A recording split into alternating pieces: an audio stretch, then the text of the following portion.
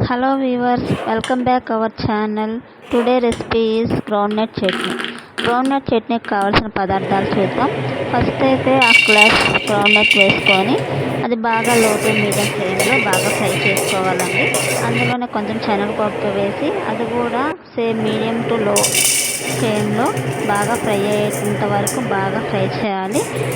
ఇవి బాగా ఫ్రై అయిన తర్వాత వీటిని ఒక కప్పులో అయితే తీసి పక్కన పెట్టుకోవాలండి.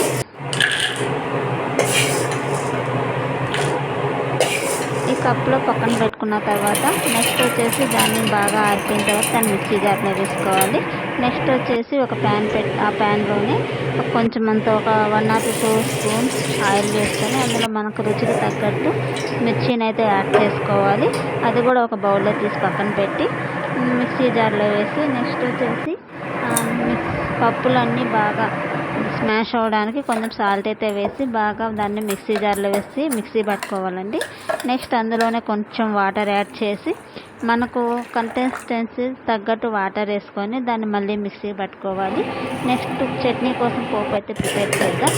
అందులో వచ్చి ఒక ఆయిల్ కొంచెం వేసి అందులో కొంచెం జీరా, కొంచెం మినపప్పు, కొంచెం ఆవాలు వేసి బాగా ఫ్రై చేయాలి.